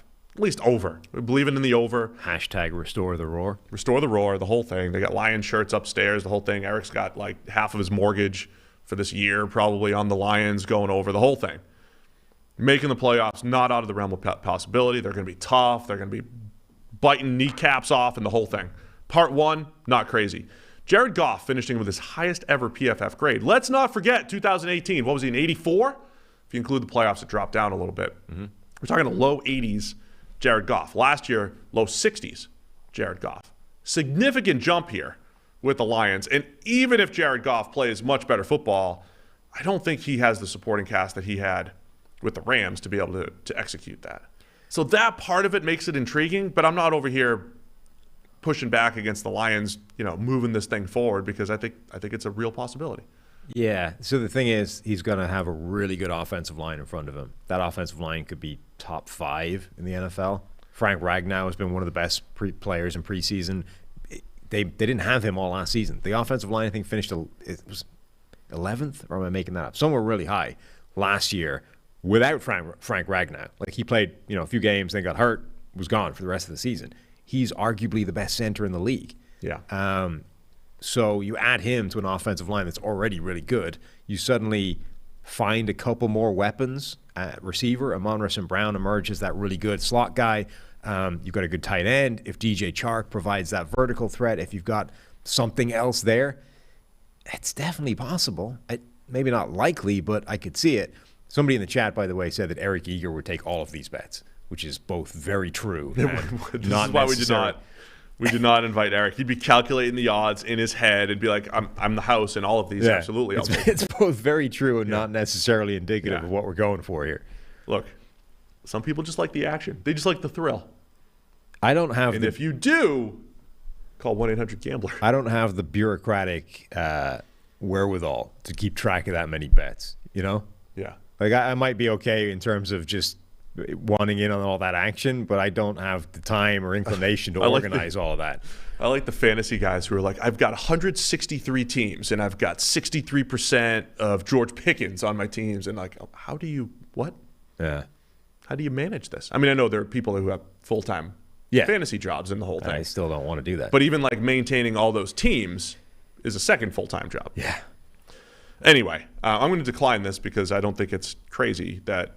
Okay. By the way, I think it's unlikely that Jared Goff finishes with his highest ever grade, but I'm not sitting here pushing back against the Lions. Everybody in the chat needs to go and click on the like button in this video so that it goes viral the way that Steve thinks happens when that happens. It does. Our best shows. Yeah. We get those thumbs up. So go click on that like button. There's only 40 people who've done it so far, and that's just not enough. By the way, Tyler, who presented this, says if he wins, he wanted tickets to the playoff game. Yeah, I mean, that's ambitious. Look, I mean, I could probably pull that off. I know some people. But I wouldn't. I'd go to the playoff game myself. True. You know what I'm saying? I wouldn't give it to Tyler. Unless he won the bet. But we didn't accept it, so it doesn't matter. Corey Weiner says the Panthers finished with a better record than the Saints. Yeah, I mean, don't think it'll happen, but wouldn't be blown away if it did. Yeah, like again, I like the odds. He would buy the Manscaped package. If he wins, he wants a Jordan Davis jersey. The platinum package? Platinum package, yeah. So he'll have to buy the platinum. If he wins, he wants us to buy him a Jordan Davis jersey. So this is interesting from Corey. He's betting on the Panthers having a better record than the Saints, and he wants an Eagles jersey. Jordan Davis, so Georgia, it's kind of in the ballpark. Could be a Georgia guy, Corey. Where's Jordan Davis from? I don't know. Maybe Corey's hometown. I mean, maybe. I don't know. I mean, are you going to accept this? No, I don't. I mean, it could happen. I don't feel that good about it.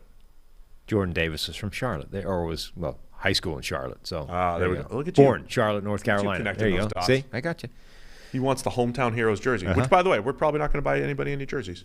No. Ryan Banker, even why the asterisk next to his name? What does that mean? So Stone said he starred ones that were very good.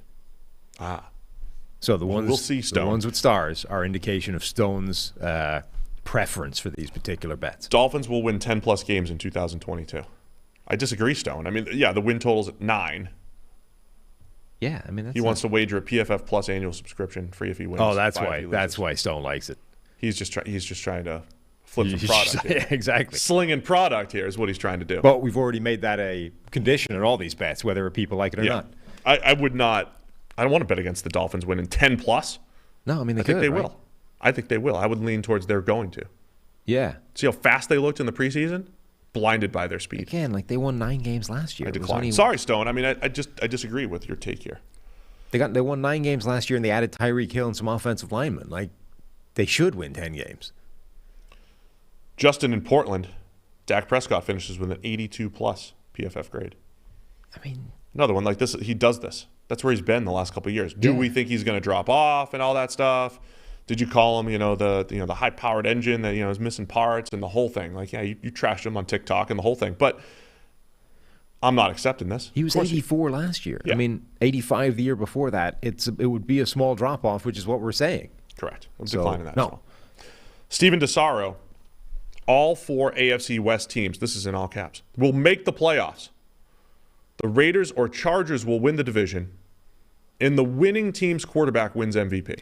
I will say, the last bet, though, we do miss out on a care package of Portland coffee if we For the Dak one? Yeah. Yeah, maybe we'll accept it.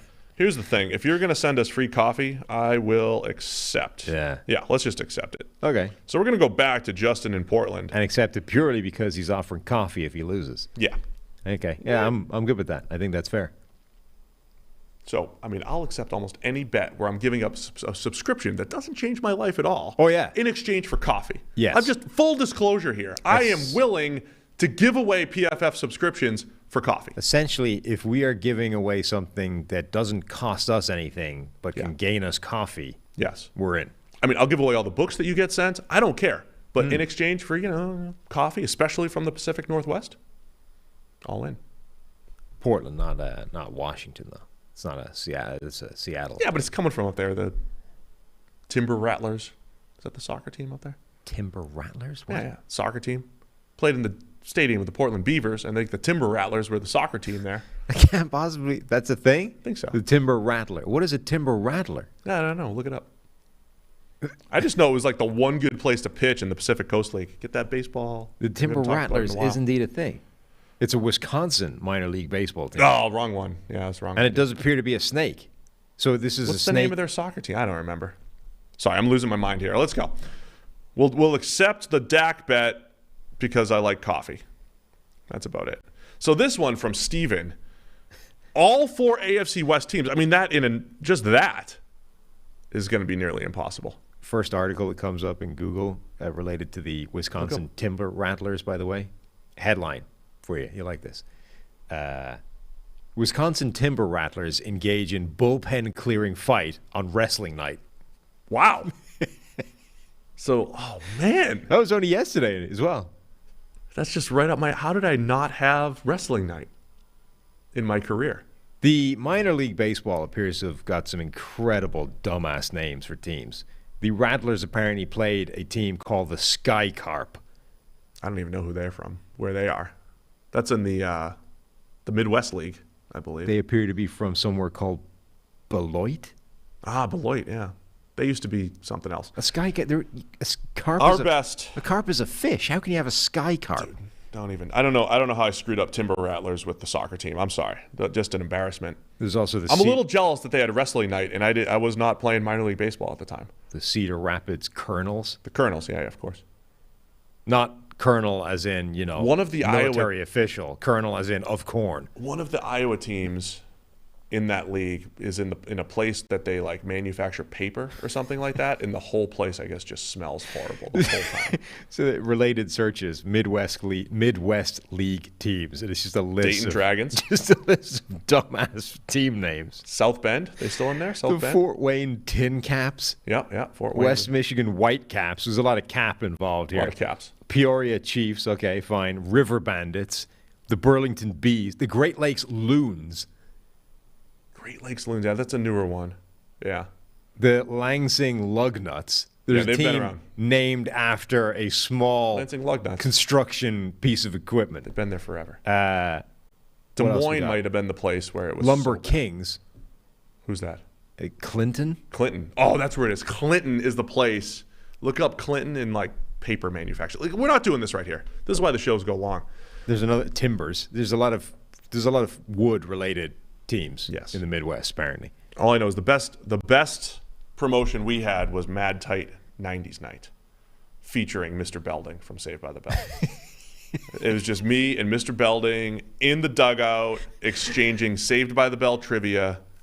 We had a picture of us, Mr. Belding, in the locker room. It was great. I understand that this is my fault, but have we got the baseball ticker just like spinning, with like a... We were doing so well this show. We were an hour and a that's half just in with no baseball talk, and now it's now like... we just added like 150 references. And just add one for Saved by the Bell to the ticker.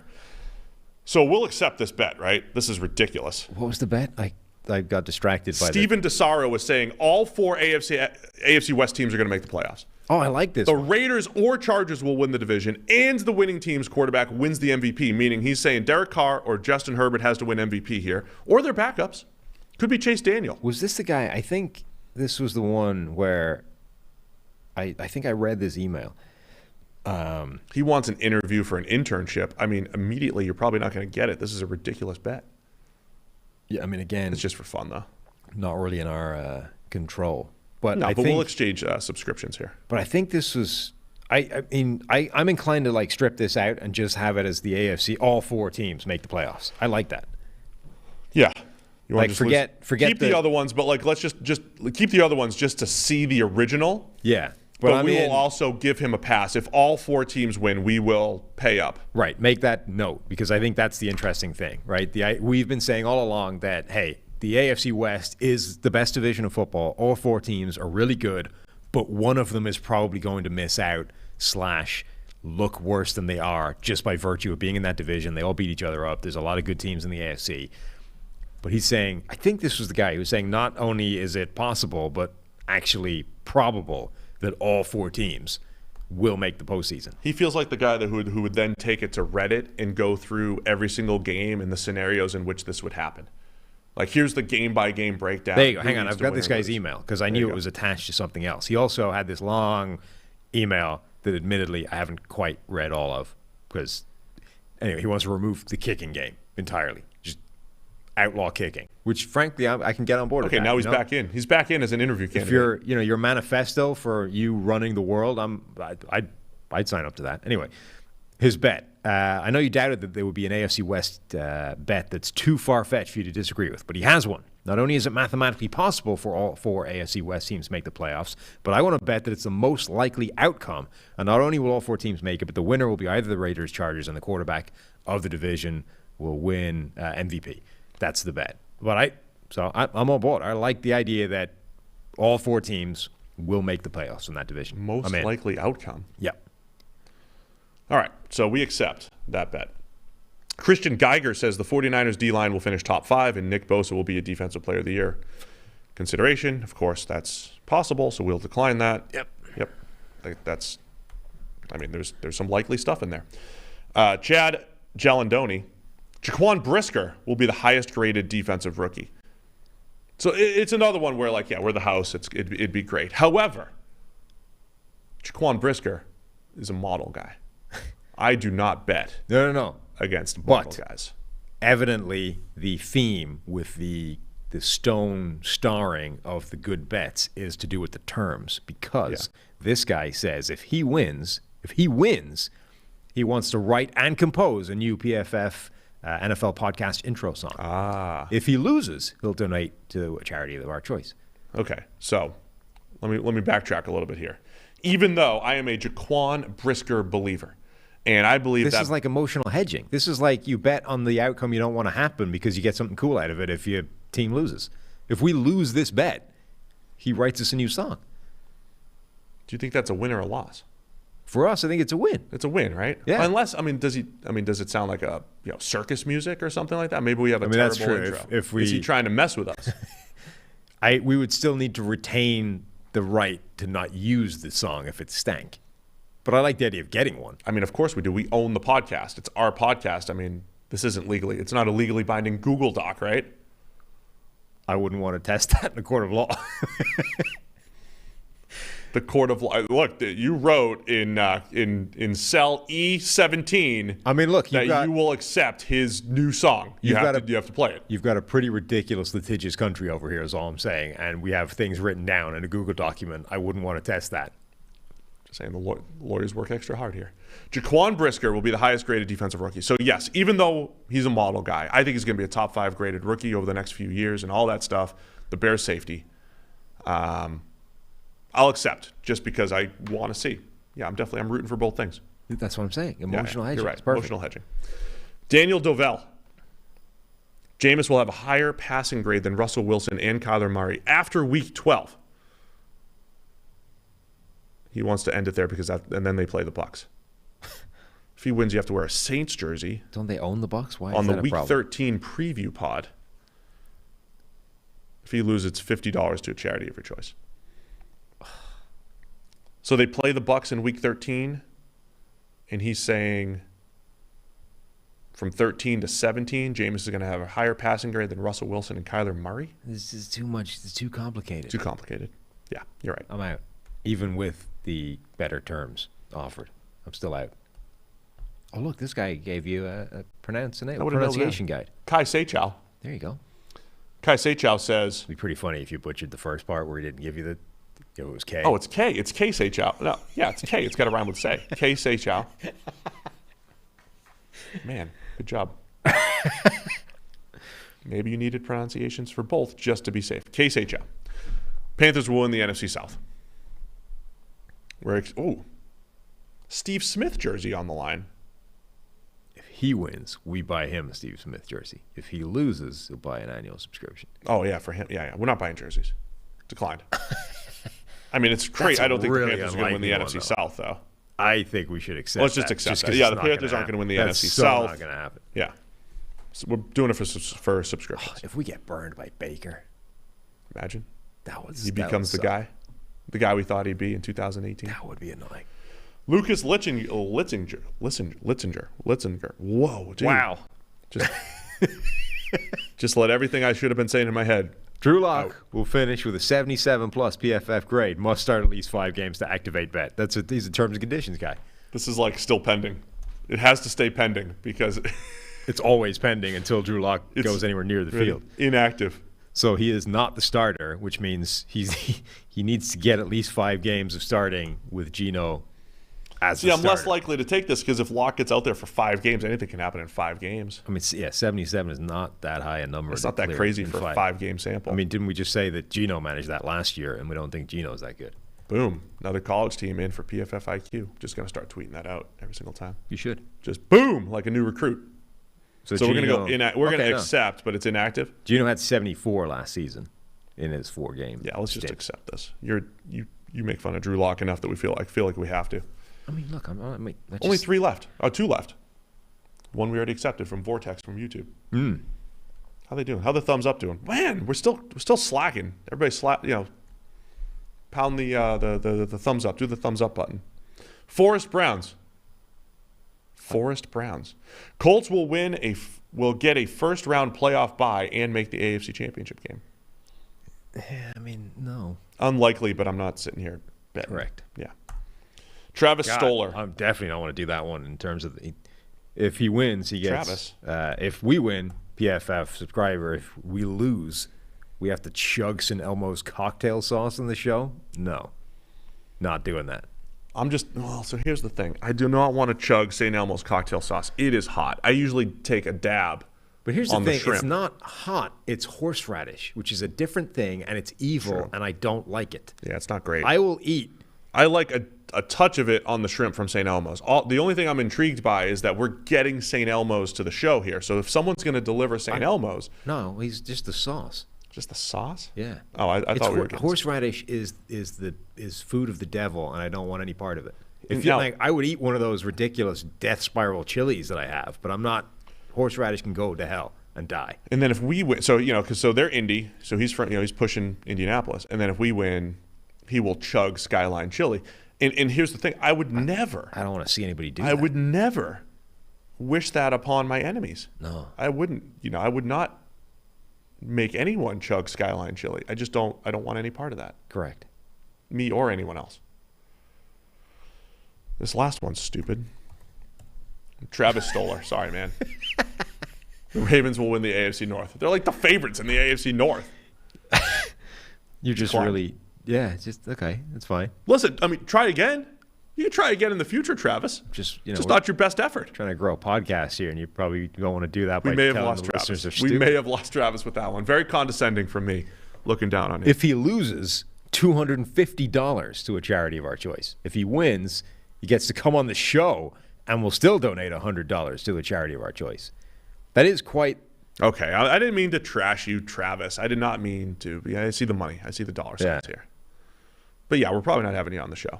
Call in and tell us why you won. That's doable. That being said, I think he's the favorite for this bet, which means we don't take it. Yeah, we're not going to take it. The house always wins. Yeah. The house might not win that one. Here with the house. We're trying to look good here. So how many bets do we accept here? So let me go through the accepted bets. Okay. that we've already accepted all of these really quick, back from June and July and whenever.